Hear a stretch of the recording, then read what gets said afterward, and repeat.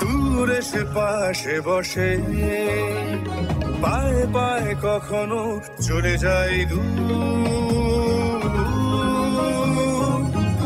এ জীবন উদযাপনের সুর, radio radio Jadavpur, এগিয়ে চলার সুর, radio radio Jadavpur. 90.8 megahertz community radio, Jadavpur university. মুক্ত চিন্তার পথে ভিন্ন মননের খোঁজ, কমিউনিটি রেডিও যাদবপুর। আপনারা শুনছেন কমিউনিটি রেডিও যাদবপুর 90.8 মেগাহার্টজ। এই বেতার সম্প্রচারটি যাদবপুর বিশ্ববিদ্যালয়ের technical education quality improvement programme TEQIP-র অংশ। শুনছেন কমিউনিটি রেডিও জেইউ 90.8 মেগাহার্টজে। সঙ্গে রয়েছে আমি লাকি। এসো ভালো থাকি অনুষ্ঠানে।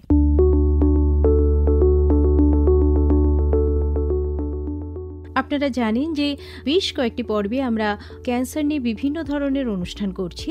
ক্যান্সার সচেতনতা বাড়ানোর উদ্দেশ্যে আমাদের সঙ্গে হাত মিলিয়েছে ঠাকুরপুকুর ক্যান্সার হসপিটাল অর্থাৎ সরোজগুপ্ত cancer centre and research institute. বিভিন্ন ডাক্তারবাবুরা আসছেন আমাদের এখানে এবং তারা বিভিন্ন ক্যান্সার নিয়ে সচেতনতা বাড়ানোর চেষ্টা করছেন। আজকে আমাদের আলোচনার বিষয় পাকস্থলীর ক্যান্সার, আর এই বিষয়ে বিশদ আলোচনা করার জন্য আমাদের মধ্যে স্টুডিওতে উপস্থিত আছেন সরোজগুপ্ত ক্যান্সার সেন্টার অ্যান্ড রিসার্চ ইনস্টিটিউটের সার্জিক্যাল অঙ্কোলজি বিভাগের প্রধান ও অধ্যাপক ডাক্তার সমীর ভট্টাচার্য। নমস্কার ডাক্তারবাবু। নমস্কার। তো প্রথমে আপনি বলুন যে এই যে পাকস্থলীর ক্যান্সার, এটা কতটা গুরুত্বপূর্ণ? দেখুন, ক্যান্সার আপনারা জানেন অত্যন্ত গুরুত্বপূর্ণ অসুখ। সারা পৃথিবীতে যত লোক বিভিন্ন কারণে মারা যান, ক্যান্সার তার মধ্যে দ্বিতীয় অগ্রগণ্য। স্টমাক ক্যান্সারের মধ্যে পাকস্থলীর ক্যান্সার সংখ্যাগত দিক থেকে থার্ড কমনেস্ট, অর্থাৎ 3 নম্বর জায়গায় থাকে। অথচ মৃত্যুর দিক থেকে যদি দেখি তাহলে এটা তৃতীয় স্থান অধিকার করে আছে বলে এটা অত্যন্ত গুরুত্বপূর্ণ। আমাদের ভারতবর্ষের ক্ষেত্রে যদি আমরা দেখি তাহলে এটা ভারতবর্ষ একটা অত্যন্ত গুরুত্বপূর্ণ মৃত্যুর কারণ। এটা ছেলেদের মধ্যে তৃতীয় স্থান অধিকার করে আছে এবং মেয়েদের মধ্যে 9ম স্থান অধিকার করে। ভারতের পূর্ব অঞ্চল এবং দক্ষিণ অঞ্চলে আমাদের ক্যান্সার রেজিস্ট্রি অনুযায়ী এটা অত্যন্ত বেশি সংখ্যায় দেখা যায়। কাজেই আমরা যেহেতু পূর্ব ভারতে আছি, আমাদের কাছে স্টমাক ক্যান্সারটা একটা অত্যন্ত গুরুত্বপূর্ণ ক্যান্সার। ছেলেদের মধ্যে বা মেয়েদের মধ্যে হারটা কেমন? ছেলেদের ক্ষেত্রে এটা বেশি হয়, প্রায় মেয়েদের তুলনায় অন্তত 2 গুণ সংখ্যায় বেশি ছেলেদের ক্ষেত্রে। এবং আরেকটা কথা এখানে বলে রাখা দরকার, সেটা হচ্ছে যে এই স্টমাক ক্যান্সারটা সাধারণত একটু বেশি বয়সের অসুখ। আমরা যদি বিশ্বের দিকে তাকাই, 65 বা তার ঊর্ধ্বে হয়। আমাদের ভারতবর্ষে কিংবা আমাদের পূর্ব ভারতে কিন্তু আমরা প্রায় দেখি এটা 50, 40, এমনকি 30-35 বছর বয়সেও এই স্টমাক ক্যান্সার দেখা দিতে পারে। কাজেই আমাদের এর জন্য বেশি সতর্কতা নেওয়া প্রয়োজন। এই যে সতর্কতার কথা বলছেন সেটা নিশ্চয়ই শুনবো ডাক্তারবাবু, তবে তার আগে আপনি যদি বলেন যে কি কি কারণে এই ক্যান্সার হতে পারে। দেখুন, এই স্টমাক ক্যান্সারের সবচেয়ে প্রধান কারণ যেটা আছে সেটা হচ্ছে H. pylori বলে একরকম ব্যাকটেরিয়াল ইনফেকশন হয়। তার অনেকগুলো স্ট্রেন আছে, তার মধ্যে গুটি কয়েক স্ট্রেনের জন্য এই স্টমাক ক্যান্সারটা বেশি হয়। সেই ব্যাকটেরিয়াটা পরীক্ষা করে দেখা গেছে যে ভারতবর্ষে শতকরা 70-80% লোকের মধ্যেই আছে, কিন্তু স্টমাক ক্যান্সার এত হয় না। যেটা হয় সেটা হচ্ছে ওই গুটি কয়েক স্ট্রেন, তাদের মধ্যে খুব কম সংখ্যায় এটা নিজের পরিবারের থেকে একের থেকে অন্যের মধ্যে ছড়িয়ে পড়ে এবং জন্মের কিছুদিন পর থেকেই এইটা দেখা দেয়। এই যে ব্যাকটেরিয়ার কথা বলছেন সেটা যদি একটু বলেন, আমরা শরীরে যে প্রবেশ করছে। ব্যাকটেরিয়াল ইনফেকশন যেভাবে একটা থেকে আরেকটা মানুষের ছড়ায়, সেটা হচ্ছে একটা পরিবাহক থাকে, সেই পরিবাহকটা জল হতে পারে, খাবার হতে পারে, সেইগুলো দিয়ে মুখ দিয়ে ঢোকে শরীরে। আচ্ছা, এছাড়া অন্যান্য আরো কিছু কারণ আছে, যেমন তামাক বা টোব্যাকো আপনারা জানেন যে অনেক রকম ক্যান্সার তৈরি করে। স্টমাক ক্যান্সারের এটা একটা প্রধান কারণ। এছাড়া আর যেগুলো আছে সেটা হচ্ছে ক্রনিক গ্যাস্ট্রাইটিস, তার থেকে হতে পারে, যেটাকে আমরা গুরুত্বই দিই না সাধারণ মানুষ। এবং খারাপ খাদ্যাভ্যাস, আপনি খাবারের কথা বলছিলেন, খাবার ব্যাকটেরিয়া না নিয়ে গেলেও কিন্তু খাবারের থেকে বেশ কিছু কেমিক্যাল আছে যেগুলো থেকে স্টমাক ক্যান্সার হতে পারে। তার মধ্যে অগ্রগণ্য যেগুলো হচ্ছে সেগুলো অতিরিক্ত সল্টওয়ালা, অতিরিক্ত লবণাক্ত খাবার, যেগুলো ঝলসানো খাবার যেমন কাবাব ইত্যাদি, এইগুলো, ফল শাকসবজি এগুলো কম খাওয়া, ভেজিটেবলস কম খাওয়া, এগুলোকে কিন্তু গুরুত্বপূর্ণ কারণ স্টমাক ক্যান্সার তৈরি হওয়ার পেছনে। মানে সিজনের যে ফল শাকসবজি এটা কিন্তু নিয়ম করে খাওয়া উচিত, একান্তই উচিত। এবং কিছু জেনেটিক কারণ আমাদের আছে, তার মধ্যে CDH1 বলে একটি জিন আছে যেগুলোর মিউটেশন হলে তাদের পাওয়া যায়, তবে এই সংখ্যা খুবই কম জেনেটিক কারণটা। এই কারণগুলো বলছেন, কিন্তু সাধারণত যেটা বলে যে আর্লি স্টেজে বা ভেরি আর্লি স্টেজে নাকি মানে প্রাথমিক অবস্থায় সাধারণত ক্যান্সার বোঝা যায় না। ক্যান্সার যখন মানুষ বুঝতে পারেন দেখা যায় তখন 3rd বা 4th স্টেজে চলে গেছে। তো এই বিষয়টা নিয়ে আপনি কি বলবেন? মানে পাকস্থলীর ক্যান্সারের ক্ষেত্রেও কি এটা হয়? একদম সত্যি কথা। পাকস্থলীর ক্যান্সার যখন খুব আর্লি স্টেজ হয় থাকে, যাকে আমরা ভেরি আর্লি স্টেজ বলি, অর্থাৎ যখন ক্যান্সারটা স্টমাকের যে লাইনিং বা ভেতরের যে একদম ভেতরের অংশ, পর্দা ভেতরের তম অংশ, তার মধ্যে সীমাবদ্ধ থাকে, সেক্ষেত্রে তার কোনো লক্ষণই থাকে না। কিন্তু যখন স্টমাক ক্যান্সারটা আরেকটু অগ্রসর হয়, তখনও আর্লি কিন্তু একটু অগ্রসর হয়, সে সময় তাদের একটা অত্যন্ত অনির্দিষ্ট কিছু লক্ষণ দেখা দিতে পারে, যেমন হয়তো একটু হজমের গণ্ডগোল ঘন ঘন হওয়া, কিংবা হয়তো পেটে একটা অস্বস্তি, কিংবা তাড়াতাড়ি পেট ভরে যাচ্ছে, পেটটা ফেঁপে আছে, এই লক্ষণগুলো আর্লি স্টেজে হয়। আচ্ছা, এগুলোকে তো অনেকে সাধারণই ভাবেন যে হয়তো ঠিক আছে একটু বদহজম, একটা অ্যান্টাসিড খেয়ে নিলাম। এটা যদি ঘন ঘন অথবা স্থায়ী হয় তখন আমাদের সতর্ক হওয়া প্রয়োজন। এই ঘন ঘনটা কিরকম বলছেন আপনি? ঘন ঘন মানে হচ্ছে আপনার যদি ধরুন কয়েক মাস ধরে এইটা চলছে, যে কোনো খাবার খেলে, যে কোনো খাবার খেলে, সেক্ষেত্রে মানে তার জীবনযাপনটা হয়তো আগের মতোই রয়েছে, সাধারণ সবকিছুই হয়তো সময়েই করছেন, কিন্তু এই সমস্যাগুলো দেখা দিচ্ছে, তখন ভাবতে হবে, তাই তো? রোগটা যদি আরেকটু অগ্রসর হয়ে যায় তখন পেটে যন্ত্রণা হতে পারে, বমি হতে পারে, বমির সঙ্গে রক্ত বেরোতে পারে, কিংবা কালো পায়খানা হতে পারে, একটা আলকাতরার মতো পায়খানা হতে পারে, যাকে আমরা বলি ট্যারি স্টুল। আরও বেশি অগ্রসর হলে তখন যদি পিত্ত বেরোনোর পথটাকে বন্ধ করে দেয় তখন জন্ডিস হতে পারে। পেটের মধ্যে যদি আরও ছড়িয়ে যায় সেক্ষেত্রে ওজন কমে যাবে। যদি স্টমাকের গোড়ার দিকে ক্যান্সারটা হয় তাহলে খাবার নামতে কষ্ট হবে, অর্থাৎ গিলতে পারবে না, খাবার খেতে পারবে না, এইগুলো হয়। আর যখন ক্যান্সার গিলতেও পারবে না, মানে সেখান থেকে কি তার স্টমাক যেখানে ইসোফেগাসের সঙ্গে জয়েন করছে সেই জায়গায় যদি হয় তখন খাবার গিলতে পারবে না, খাবার নিচে নামবে না। তারপরে যদি ক্যান্সারটা আরও ছড়িয়ে যায়, অর্থাৎ দূরবর্তী জায়গায় ছড়িয়ে যায়, সেক্ষেত্রে ওজন দ্রুত কমতে থাকবে, পেটে জল জমবে, কখনো এই কাঁধে গলার বাঁদিকের গোড়ার দিকটায় একটা বড় লিম্ফ নোড তৈরি হতে পারে, ফুলে যেতে পারে। এইগুলো লেট স্টেজ বা অ্যাডভান্সড বা মেটাস্ট্যাটিক স্টেজের পরিচায়ক। এই যে সমস্যাগুলো হয়, আপনি বললেন যে বিভিন্ন স্টেজে গেলে এই ধরনের সমস্যাগুলো হতে পারে, তাহলে আসলেই যে পাকস্থলীতে ক্যান্সার হয়েছে তো সেটা বোঝা যাবে কি করে? রোগটাকে নির্ণয় করার একমাত্র এবং সবচেয়ে নিশ্চিত উপায় হচ্ছে একটা এন্ডোস্কোপি করে দেখা, আপার জিআই এন্ডোস্কোপি, যেখানে মুখের মধ্যে দিয়ে একটা নল পাঠিয়ে ইসোফেগাস এবং স্টমাকটাকে দেখা হয়।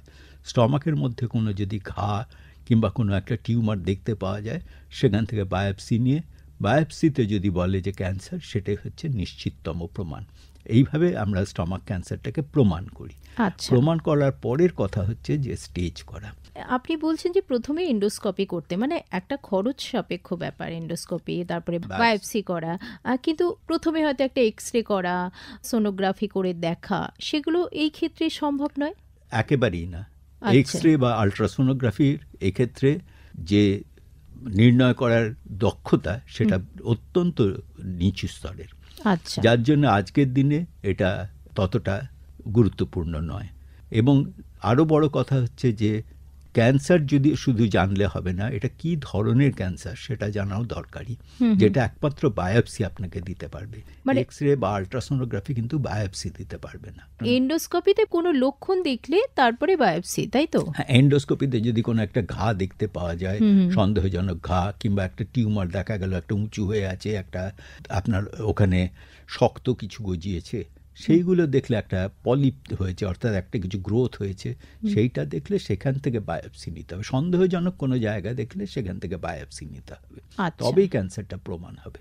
বেশ, পাকস্থলীর ক্যান্সার নিয়ে আমাদের আজকের আলোচনা। আর এই বিষয়ে আলোচনা করছেন সরোজগুপ্ত ক্যান্সার সেন্টার অ্যান্ড রিসার্চ ইনস্টিটিউটের সার্জিক্যাল অঙ্কোলজি বিভাগের প্রধান ও অধ্যাপক ডাক্তার সমীর ভট্টাচার্য। আমরা একটা ছোট্ট বিরতি নিচ্ছি, বিরতির পর আবারও ফিরে আসছি এই বিশেষ আলোচনায়। সঙ্গে থাকুন। মুক্ত চিন্তার পথে ভিন্ন মননের খোঁজ, কমিউনিটি রেডিও যাদবপুর। আপনারা শুনছেন কমিউনিটি রেডিও যাদবপুর 90.8 মেগাহার্টজ। এই বেতার সম্প্রচারটি যাদবপুর বিশ্ববিদ্যালয়ের technical education quality improvement programme TEQIP-র অংশ। কমিউনিটি রেডিও জয়ীতে আপনারা শুনছেন এসো ভালো থাকে অনুষ্ঠান। আর আজকের আলোচনার বিষয় পাকস্থলীর ক্যান্সার। আর এই বিষয়ে আপনারা শুনছেন ঠাকুরপুকুর ক্যান্সার হসপিটাল অর্থাৎ সরোজগুপ্ত ক্যান্সার সেন্টার অ্যান্ড রিসার্চ ইনস্টিটিউটের সার্জিক্যাল অঙ্কোলজি বিভাগের প্রধান ও অধ্যাপক ডাক্তার সমীর ভট্টাচার্যের কথা। ডাক্তারবাবু, বিরতির আগে পর্যন্ত আপনি বলছিলেন যে এই যে পাকস্থলীর ক্যান্সার বোঝা যায় এন্ডোস্কোপি এবং তারপরে বায়োপসি করলে। তো যখন রোগটা নির্ণয় করা গেল যে ক্যান্সার হয়েছে, তো তারপরে তো চলেই আসে স্বাভাবিকভাবে যে এটা কোন স্টেজে রয়েছে। ঠিকই, কারণ স্টেজ ঠিক করাটা আমাদের বলে দেবে যে কিভাবে চিকিৎসা করতে হবে। আচ্ছা, মানে স্টেজের উপরেই চিকিৎসাটা নির্ভর। একদম। তো স্টেজ করার জন্য আমাদের কিছু পরীক্ষা করতে হয়। সেই পরীক্ষাগুলো প্রথমত হচ্ছে যে আমাদের দেখতে হবে হয় যে রোগীটি কেমনভাবে সক্ষম, অর্থাৎ তার শারীরিক পুরোপুরি অবস্থাটা কেমন আছে। তার জন্য প্রয়োজনীয় বেশ কিছু পরীক্ষা করতে হয়, যেমন রক্তের বিভিন্ন পরীক্ষা করতে হয়, যে সে সার্জারি বা কেমোথেরাপি এগুলো নিতে পারবে কিনা, তার শরীরের অবস্থা কেমন, হার্টের অবস্থা কেমন ইত্যাদিগুলো দেখতে হয়। কিন্তু রোগ নির্দিষ্ট স্টেজিংয়ের জন্য যে পরীক্ষাগুলো করতে হয় সেটা হচ্ছে CCT বা কন্ট্রাস্ট এনহ্যান্সড সিটি স্ক্যান। পেট এবং বুকের পুরো এটাই সাধারণত করা হয়। আজকালকার দিনে আরেকটা নতুন স্ক্যান বেরিয়েছে যাকে বলা হয় পেট সিটি। এই পেট সিটি স্ক্যানটা দিয়ে সারা শরীরই দেখা যায়।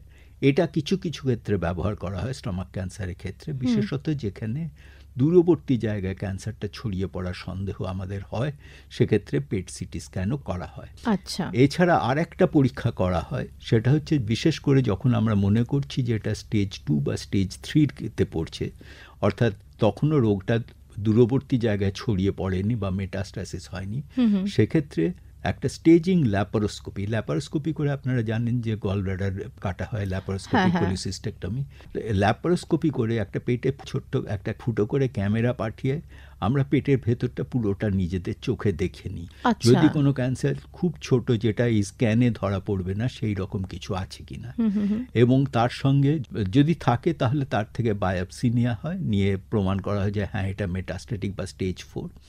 আর যদি না থাকে তাহলে পেটের ভেতরে স্যালাইন দিয়ে সেটাকে ওয়াশ করে সেই ফ্লুইডটা থেকে আমরা দেখি তাতে কোনো ক্যান্সার সেল আছে কিনা। আচ্ছা, এই দুটো হচ্ছে প্রধান স্টেজিং পরীক্ষা। এই স্টেজিং পরীক্ষাটা করে আমরা পেশেন্টের স্টেজ করি। মানে এগুলো তো পরীক্ষা করলেন, কিন্তু স্টেজটা নির্ণয় হয় কিভাবে? যখন আমরা দেখছি যে স্টমাকের ক্যান্সারটা, স্টমাকের ভেতরের দিকে যে আস্তরটা আছে সেই আস্তরের একদম ভেতরের অংশেই সীমাবদ্ধ আছে, স্টমাকের আস্তরের বাইরের আস্তরে তখনও পৌঁছেনি, বাইরের লেয়ার অবধি পৌঁছয়নি, এবং এটা লিম্ফ নোডে ছড়ায়নি। অর্থাৎ আমি CT scan, PET CT scan, এতে কোনো লিম্ফ নোডে ছড়ানোর প্রমাণ পাইনি। তখন তাকে বলা হয় স্টেজ 1, অর্থাৎ একদম ভেতরের লেয়ারেই সীমাবদ্ধ। স্টেজ 2 হলে তখন সেটা ভেতরের লেয়ারেই সীমাবদ্ধ কিন্তু লিম্ফ নোডে ছড়িয়েছে, এটা স্টেজ 2। স্টেজ 3 হচ্ছে যখন স্টমাকের বাইরের লেয়ার ধরে নিয়েছে অথবা কাছাকাছি কোনো অর্গান যেমন কোলন ধরে নিয়েছে, কিন্তু সেটা দূরবর্তী অঞ্চলে যায়নি এবং লিম্ফ নোডটা দেখতে পাচ্ছি। তাহলে সেটা স্টেজ 3। আর যদি সেটা টিউমার ছাড়া অন্যত্র দূরবর্তী জায়গায় ছড়িয়ে গেছে, ধরুন লিভারে ছড়িয়েছে, অথবা পেটের মধ্যে কোনো জায়গায় ছড়িয়েছে, অথবা যেমন বললাম যে গলার কাছের লিম্ফ নোডে ছড়িয়েছে, তাহলে তাকে বলা হয় স্টেজ 4 বা মেটাস্ট্যাটিক ডিজিজ। এই 4টে হচ্ছে প্রধান স্টেজ। এইগুলোকে আবার সাব স্টেজ কিছু করা হয়, কিন্তু সেটা অত ডিটেলে যাওয়ার প্রয়োজন নেই। যে সাব স্টেজ বলছেন, হয়তো ডিটেলে বললেন না, কিন্তু শ্রোতা বন্ধুদের মধ্যে একটু যদি ধারণাটা দেন আর কি, যে কেন করা হয়। যেমন স্টেজ 3 কে কয়েকটা স্টেজে ভাগ করা, যে নির্ভর করে যে এটা শুধু কেবলমাত্র বাইরের লেয়ার অবধি পৌঁছেছে কিনা, নাকি তার সঙ্গে সেটা অন্য অর্গান ধরে নিয়েছে, কোলন ধরে নিয়েছে কিনা, এটার উপরে লিম্ফ নোডের সংখ্যার উপরে নির্ভর করে স্টেজটাকে ডিফারেন্সিয়েট বা সাবগ্রুপ করা হয়। অর্থাৎ রোগটার গুরুত্বটাকে কতটা বেড়ে গেছে রোগটা, সেইটাকে নির্ণয় করা হয়। এইটাতে চিকিৎসার খুব বেশি হেরফের হয় না, কিন্তু যেটার হেরফের হয় সেটা হচ্ছে যে রোগীর ভবিষ্যতে কি আউটকাম হবে, অর্থাৎ ভবিষ্যৎ প্রগনোসিস কি, সেইটাকে আমাদের বেটার বুঝতে দেয়। তাহলে বিভিন্ন ধরনের যে চিকিৎসা হচ্ছে, চিকিৎসাগুলো কি স্টেজ নির্ভর নাকি? একদম স্টেজ নির্ভর। এই যে স্টেজের কথা বললাম আমি, তার মধ্যে প্রথমে আমি একটা ভেরি আর্লি স্টেজ বলেছি, যেটা স্টেজ 1 এর একটা সাব স্টেজ। সেই সাব স্টেজের যখন ক্যান্সারটা একদম স্টমাকের মিউকোসার মধ্যে সীমাবদ্ধ, এবং সেক্ষেত্রে সেটাকে এন্ডোস্কোপি করে সার্জারি করে এটাকে বার করা যায়। তবে বলা দরকার, এটা আমাদের দেশে কিংবা পশ্চিমা জগতে বিশেষ একেবারেই দেখতে পাওয়া যায় না। কেন? এটা দেখা যায় হচ্ছে জাপান, সাউথ কোরিয়া, এই রকম দেশে, যেখানে নিয়মিত স্ক্রিনিং এন্ডোস্কোপি করা হয়। প্রতি 3 বছর অন্তর ওখানকার বেশিরভাগ মানুষ তারা এন্ডোস্কোপি করান, তারা অনেকটা সচেতন। এবং সেক্ষেত্রে এই ভেরি আর্লি স্টেজ বা স্টেজ 1 এতে রোগটা ধরা পড়লে তখন শুধুমাত্র এন্ডোস্কোপিক সার্জারি করে পেট না কেটে এটাকে কিওর করে দেওয়া যায়। আপনি আগেও বলছিলেন যে ভেরি আর্লি স্টেজে কোনো সিমটমই থাকে না।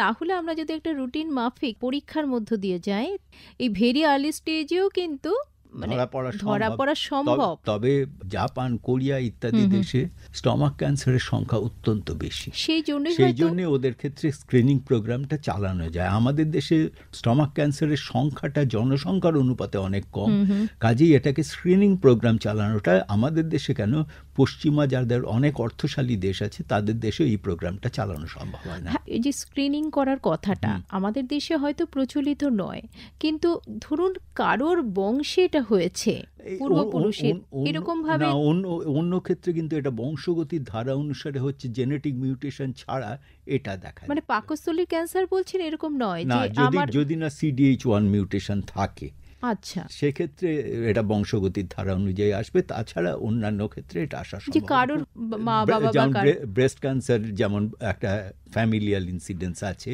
এরকম বেশ কিছু ক্যান্সার আছে, কিন্তু পাকস্থলীর ক্ষেত্রে ওই CDH1 এবং এরকম 2-1টা মিউটেশন আছে, যেগুলোর ক্ষেত্রে এটা বংশগত হতে পারে। তবুও যদি সম্ভব হয়, আপনি যে বললেন যে স্ক্রিনিংটা যদি করা হয়, তাহলে অনেক সময় হয়তো এই মারণ রোগের হাত থেকে খানিকটা বাঁচা যায় অবশ্যই।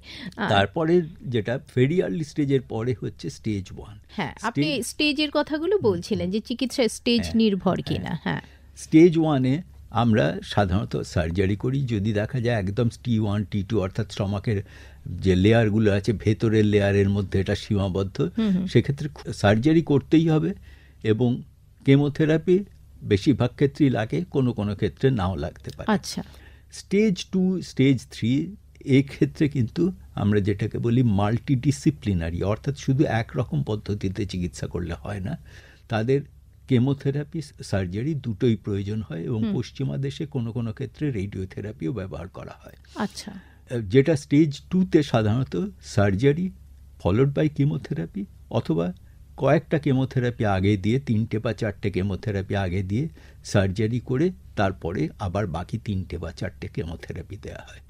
স্টেজ 3-র ক্ষেত্রে কিন্তু বেশিরভাগ ক্ষেত্রে আগে আমরা 3টে কি 4টে কেমোথেরাপি দিই, প্রথমেই সার্জারি করি না, তারপরে সার্জারি করি, তারপরে আবার 3টে বা 4টে কেমোথেরাপি দিই।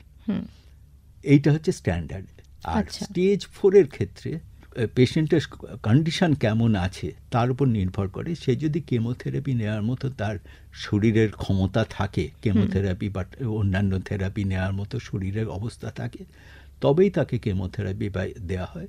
কিন্তু বেশ কিছু ক্ষেত্রে আমরা এমন পেশেন্টও পাই যাদের শরীর অবস্থা এমন তারা কেমোথেরাপিও নিতে পারবে না, তখন তাদের লক্ষণ নির্ভর চিকিৎসা বা সাপোর্টিভ কেয়ার যেটাকে বলা হয়, হয়তো বমি হচ্ছে, বমির ওষুধ দেওয়া হলো, পেন হচ্ছে, পেনের ওষুধ দেওয়া হলো, এই রকম। এই হচ্ছে তার সমগ্রভাবে স্টেজ নির্ভর চিকিৎসার প্ল্যান।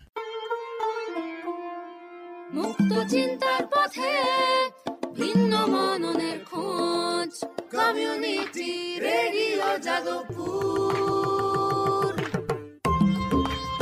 আপনারা শুনছেন কমিউনিটি রেডিও যাদবপুর 90.8 মেগাহার্টজ। এই বেতার সম্প্রচারটি যাদবপুর বিশ্ববিদ্যালয়ের technical education quality improvement programme TEQIP-র অংশ। কমিউনিটি রেডিও জয়ীতে আপনারা শুনছেন এসো ভালো থাকে অনুষ্ঠান। আর আজকের আলোচনার বিষয় পাকস্থলীর ক্যান্সার। আর এই বিষয়ে আপনারা শুনছেন ঠাকুরপুকুর ক্যান্সার হসপিটাল অর্থাৎ সরোজগুপ্ত ক্যান্সার সেন্টার অ্যান্ড রিসার্চ ইনস্টিটিউটের সার্জিক্যাল অঙ্কোলজি বিভাগের প্রধান ও অধ্যাপক ডাক্তার সমীর ভট্টাচার্যের কথা। ডাক্তারবাবু, স্টেজ 4 কিন্তু কেমোথেরাপি বা আনুষঙ্গিক যা চিকিৎসা সবকিছুই হলো, তাহলে কি আপনার কি মনে হচ্ছে যে তারপরেও কিওর হয়? দেখুন, স্টেজ 4-কে সাধারণভাবে বলা হয় ইট ইজ নট কিওরেবল। আমরা যেটা এম করি, অর্থাৎ যেটা আমরা উদ্দেশ্য থাকে, সেটা হচ্ছে জীবনটাকে কতটা বাড়ানো যায় এবং তার সঙ্গে তার কোয়ালিটি অফ লাইফ, অর্থাৎ তার জীবনটা কীরকম তার কাছে সে সেটাকে উপভোগ করতে পারছে, সে একদম কাঠের মতো পড়ে আছে এরমভাবে দেওয়া লাভ নেই। অর্থাৎ বেস্ট কোয়ালিটি অফ লাইফ, তার সঙ্গে প্রলঙ্গেশন অফ লাইফ, এই দুটো হচ্ছে আমাদের এম। সেই দুটোই যদি করা সম্ভব হয় তবেই কেমোথেরাপি দেওয়া হয়। কেমোথেরাপি প্রথম লাইন দেওয়া হয়, তারপর যদি দেখা যায় যে রেসপন্ড করে কিছুদিন ভালো থাকলো, হয়তো আমরা গ্যাপ দিলাম, তারপর আবার রোগটা যদি বাড়তে শুরু করে তখন আবার অন্য কেমোথেরাপি দেওয়া হয়। এইরকম 2-3টে লাইন অফ কেমোথেরাপি দেওয়া হয়, প্রোভাইডেড তার কোয়ালিটি অফ লাইফটাকে আমরা মেনটেন করতে পারছি, অর্থাৎ তার জীবনটাকে অন্তত সহ্য করার মতো অবস্থায় রাখতে পারছি। রুটিন চেক আপের মধ্যে বেশ কিছুদিন থাকতে হবে বা হয়তো আজীবন। হ্যাঁ।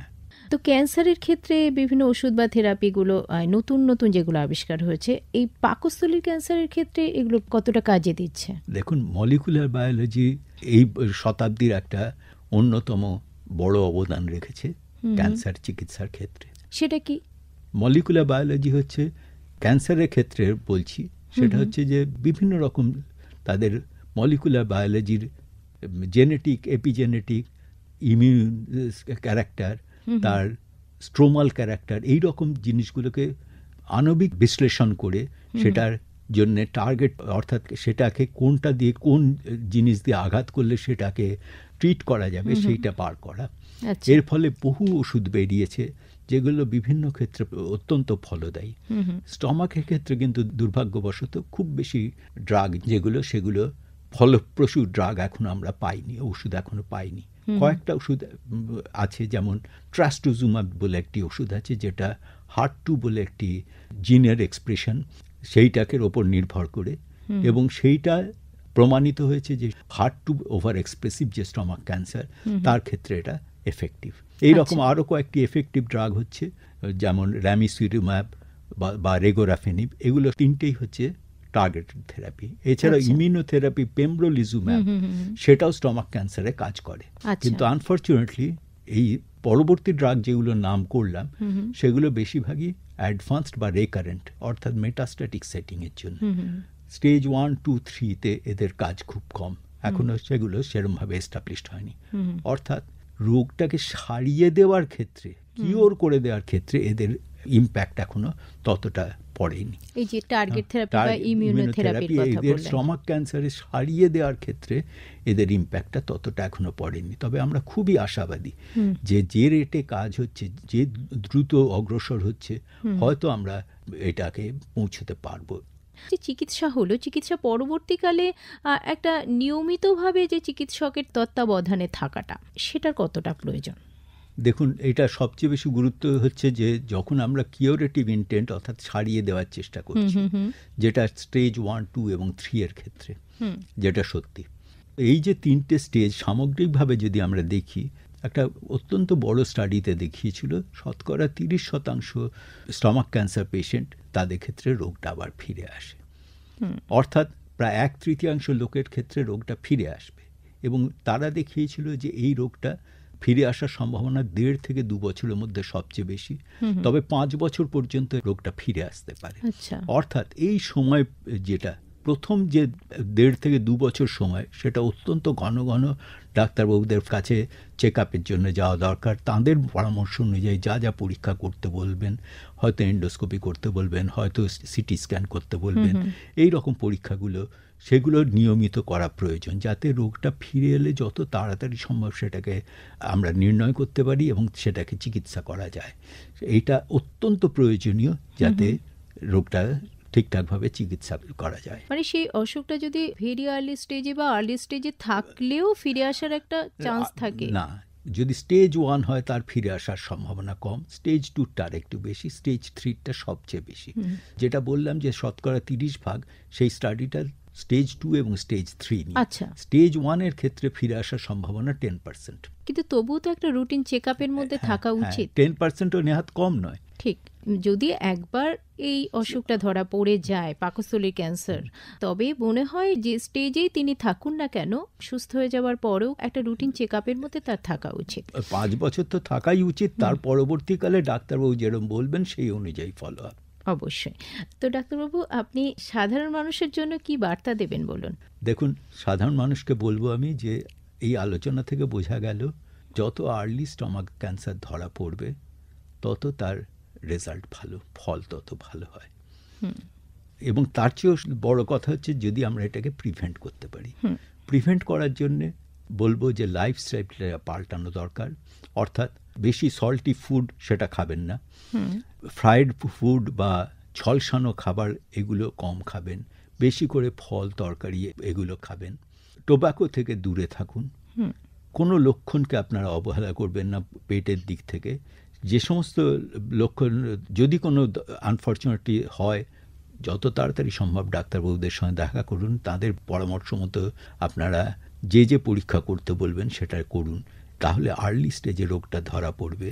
এবং যদি ধরা পড়ে তাহলেও দ্রুত বাকি যা টেস্ট করতে বলবেন এবং যে চিকিৎসা বলবেন সেটা দ্রুত করুন, যথাযথ করুন, ভালো থাকুন। একদমই। পাকস্থলীর ক্যান্সার নিয়ে আপনারা আজকে আমাদের এই যে এসো ভালো থাকে অনুষ্ঠানে বিশেষ আলোচনা শুনলেন। আর এই আলোচনা আপনারা শুনলেন ঠাকুরপুকুর ক্যান্সার হসপিটাল অর্থাৎ সরোজগুপ্ত ক্যান্সার সেন্টার অ্যান্ড রিসার্চ ইনস্টিটিউটের সার্জিক্যাল অঙ্কোলজি বিভাগের প্রধান ও অধ্যাপক ডাক্তার সমীর ভট্টাচার্যের কাছ থেকে। নমস্কার ডাক্তারবাবু। নমস্কার। আমাদের এই পর্বের অনুষ্ঠান আপনাদের কেমন লাগলো অবশ্যই আপনারা জানাবেন বন্ধু 0332457262 এই নাম্বারে। আর আপনারা আমাদের মেইলও করতে পারেন radioju@gmail.com এ। আমাদের যে ইউটিউব চ্যানেল রেডিও জেইউ, সেখানেও আপনারা এই বিশেষ অনুষ্ঠানটি শুনতে পাবেন। সঙ্গে থাকুন, সুস্থ থাকুন। আজকের মতো এসো ভালো থাকে অনুষ্ঠান এ পর্যন্তই। নমস্কার।